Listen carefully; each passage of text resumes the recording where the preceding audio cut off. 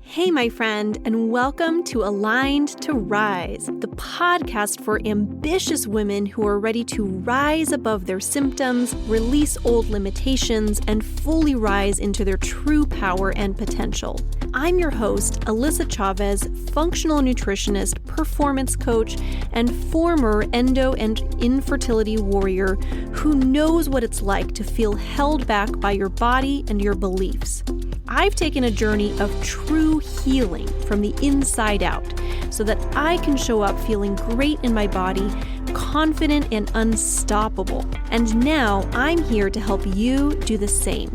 Through a blend of functional nutrition and deep mindset work, this show will empower you to reclaim your vitality, trust your intuition, and live unapologetically in your purpose. If you're ready to align your body, mind, and spirit so you can rise to your highest potential, you're in the right place. Let's rise, my friend. This show was created for educational purposes only and should not be used as a replacement for medical advice or treatment. Hey, my friend, and welcome to Aligned to Rise. I'm so happy that you're here today because we're going to be talking all things hormones and specifically things that you can stop doing today to help to support your hormones. So oftentimes we're taught this story of in order to balance your hormones, you need to go on birth control or do, some kind of medication to balance your hormones. And the truth is that, first of all, that's never going to be a root cause approach. Of course, this isn't me telling you to go on birth control or not go on birth control. That's a decision between you and your doctor. But I do think it's important to know that going on a medication like that does not actually balance your hormones because, like anything, it's not getting to the root cause of why those hormones are imbalanced in the first place. And what it really does is it simply blocks your hormones,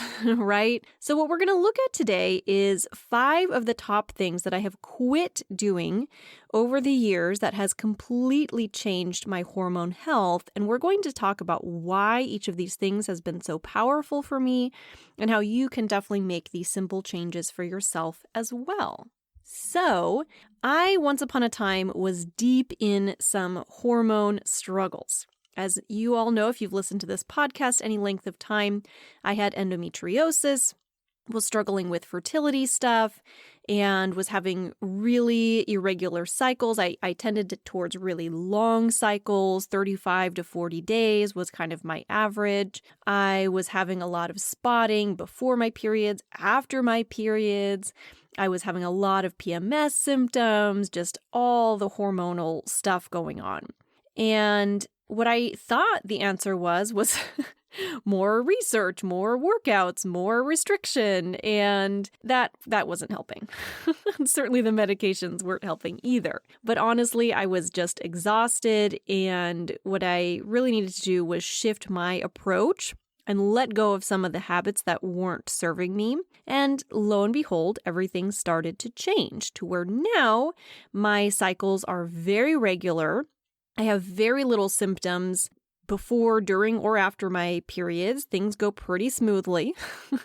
And I really believe that the vast majority of those changes that I've seen have come from how I've been supporting my hormones and how what are the things I've stopped trying to do to support my hormones. Okay, so let's dive in. Here are the 5 things that I have stopped doing in order to better support my hormone health. Number 1, skipping breakfast or eating breakfast too late in the day.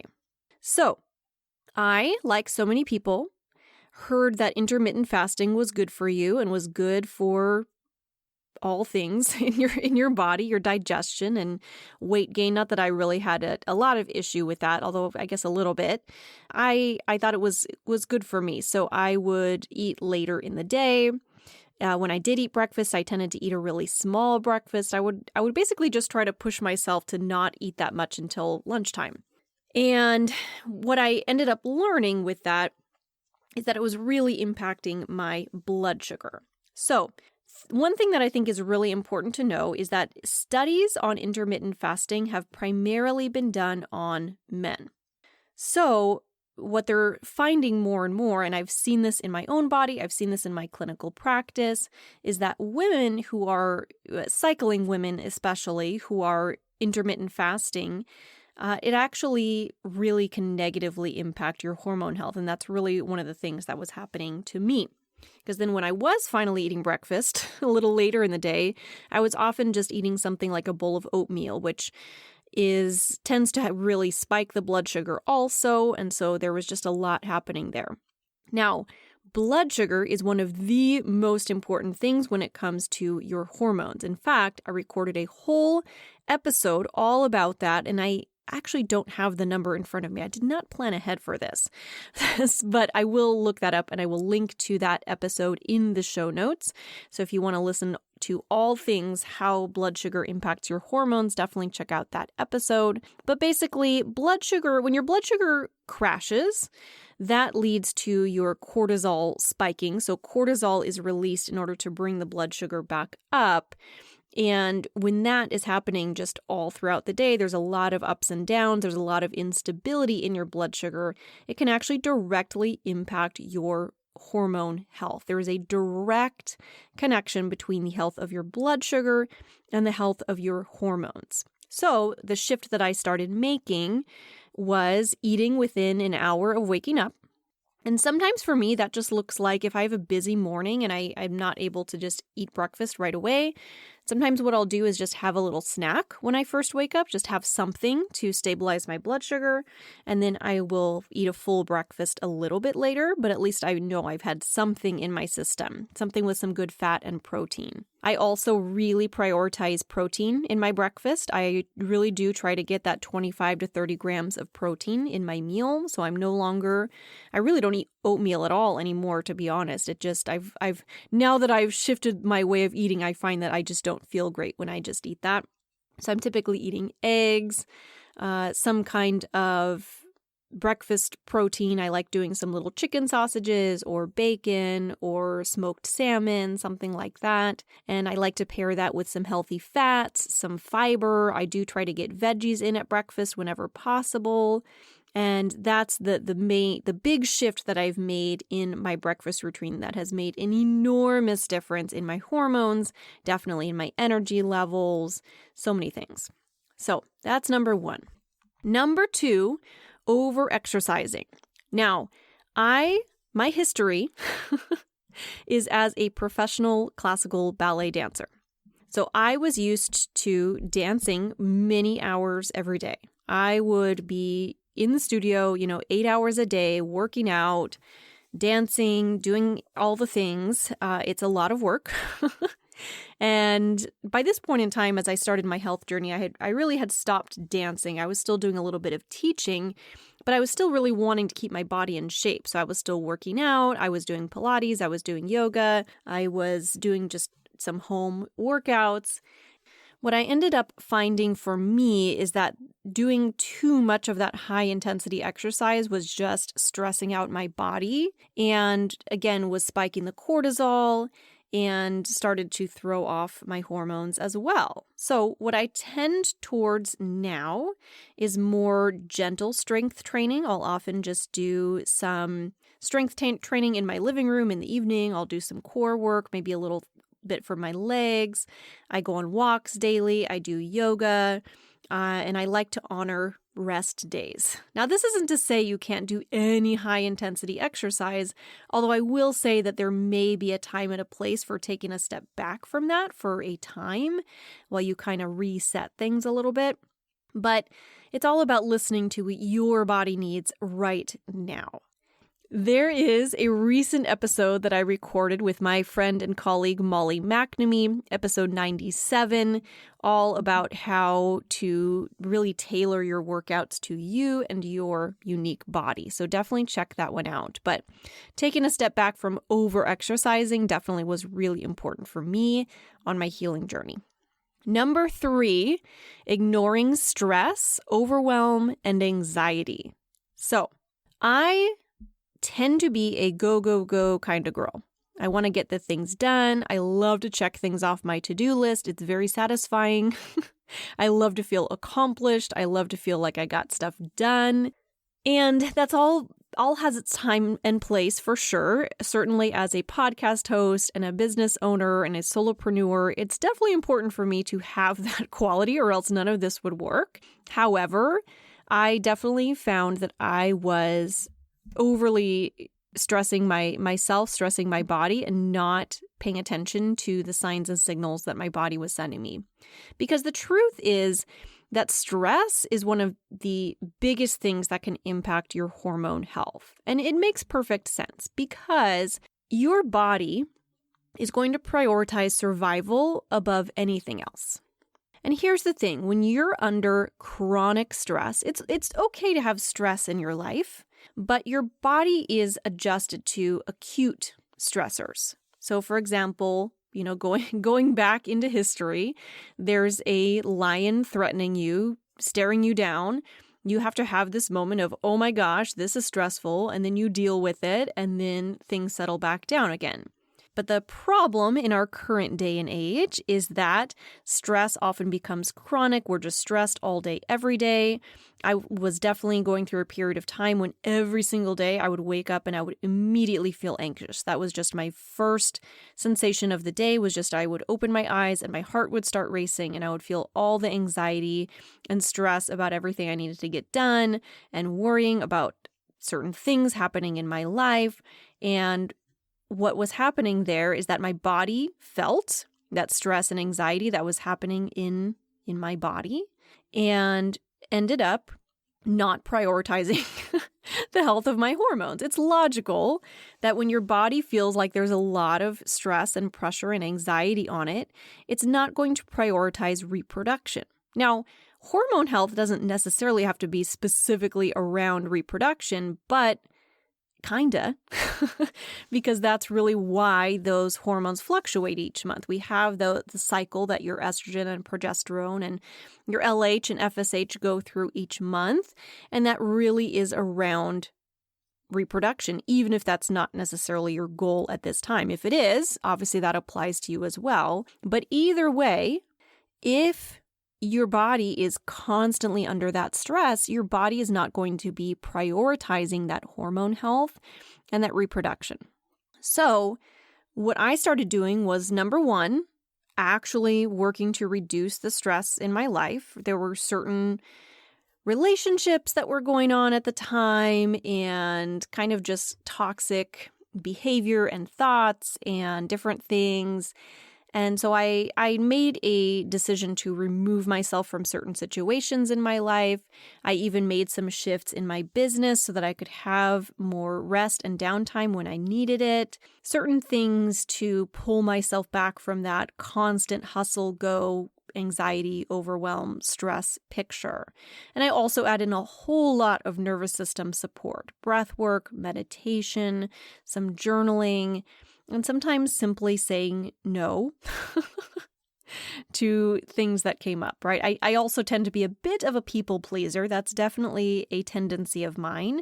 And of course, that wasn't serving me as well because I was often saying yes to things that I didn't really want to do.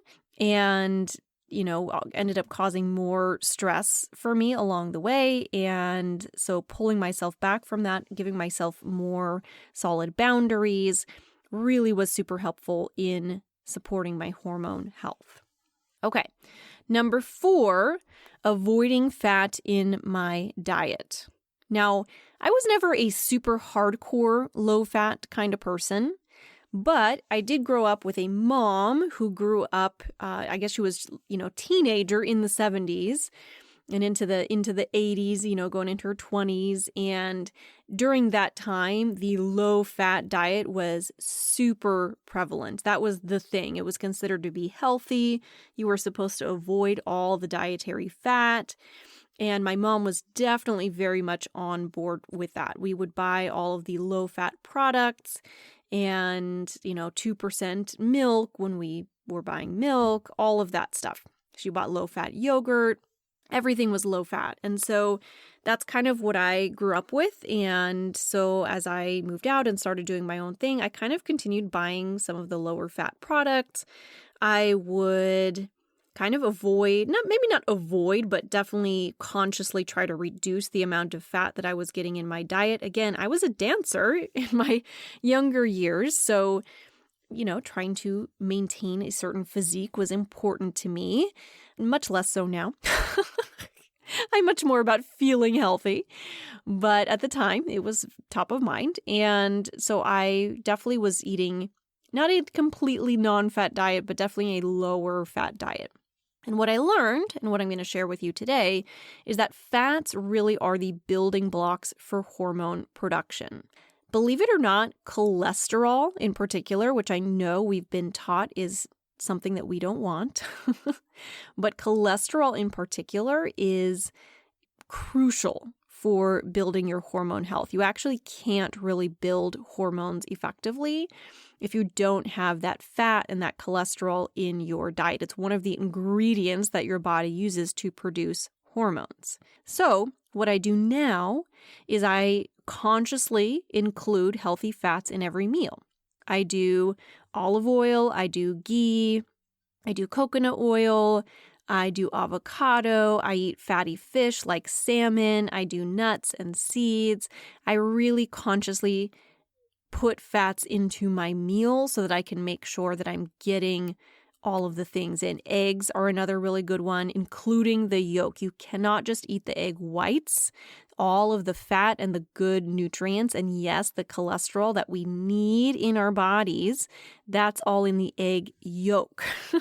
So eat the whole egg, unless for some reason you have some kind of sensitivity or something. But healthy fats all the way. You need healthy fats to have healthy hormones. And number 5, last but not least for today, taking long gaps without eating.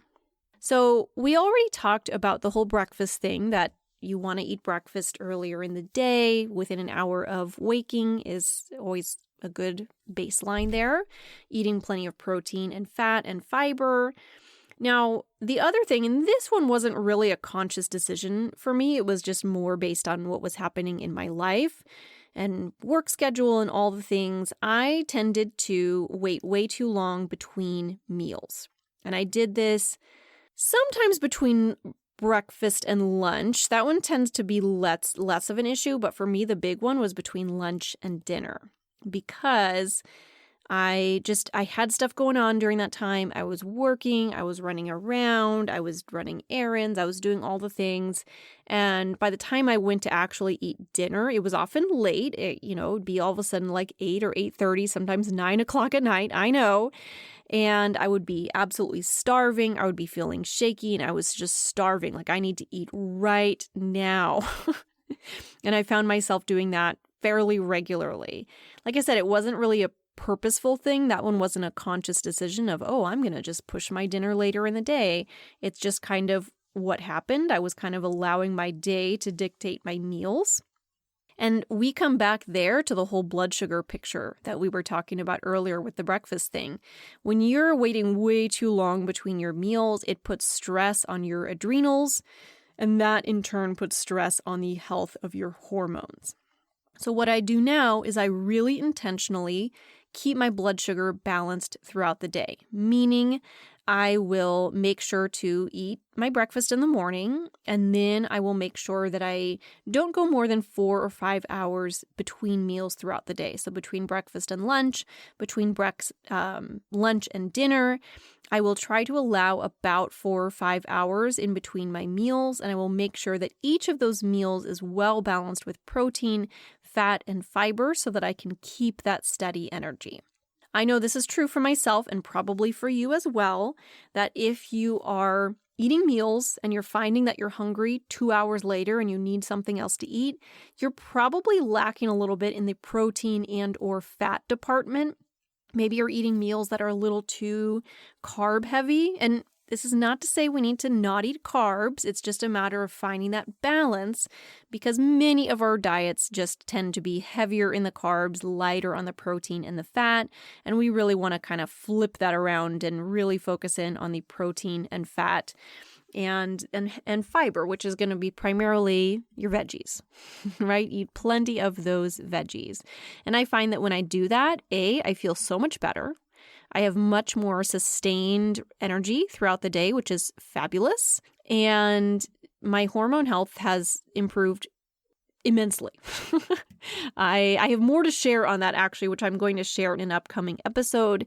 Be sure to subscribe so that you don't miss out on that, because I have actually a really big update on that I'm going to be sharing very soon. But I can say that I've come a very, very long way in my hormone health. I really thought that I just had kind of sucky hormones, and that's just where I was in my life. And it turns out there's actually a lot of things that I could do to support my hormones just through my diet and lifestyle. And the same is true for you. At the end of the day, hormone imbalance is a symptom. It is not a root cause in and of itself. So when there is hormone imbalance, what that means is that your body is sending you signals that there's something deeper going on in your body that needs support. Maybe you need support in the blood sugar balance. Maybe you need support with the adrenals. Maybe you need support with the nutrients that you're getting in your body. But there's some area where your body needs support, and that's what your hormones are trying to tell you, right? Hormone chaos in your body doesn't just come from nowhere. So I think that's super important to know. All right, my friend, I hope that episode was helpful for you. If that really hit home for you, definitely take some of those notes to heart. You can absolutely apply some of those to your own life. I'll give you a quick recap of those if you're wanting to kind of scribble some things down for yourself. So number 1 was skipping breakfast or eating too late. And remember, these are the things I stopped doing. Number 2, over-exercising. Number 3, ignoring stress, overwhelm, and anxiety. Number 4, avoiding fat in my diet. And number 5, taking long gaps in the day without eating. So if your hormones are out of balance and you're looking for a place to support them, really taking that root cause approach, those steps are an excellent place to start. So definitely start to apply that to your own life. If you have a friend who's struggling with hormone imbalance who could really use this as well, share this episode with them. Take a moment to share it with a friend. If you found this helpful for you, chances are that somebody else will find it helpful as well. And the more people that I can reach with this podcast, the more people can become healthier in their own journeys, which is so powerful. All right, my friend, thank you so much for being here today. I look forward to checking in with you on the next episode so we can rise together.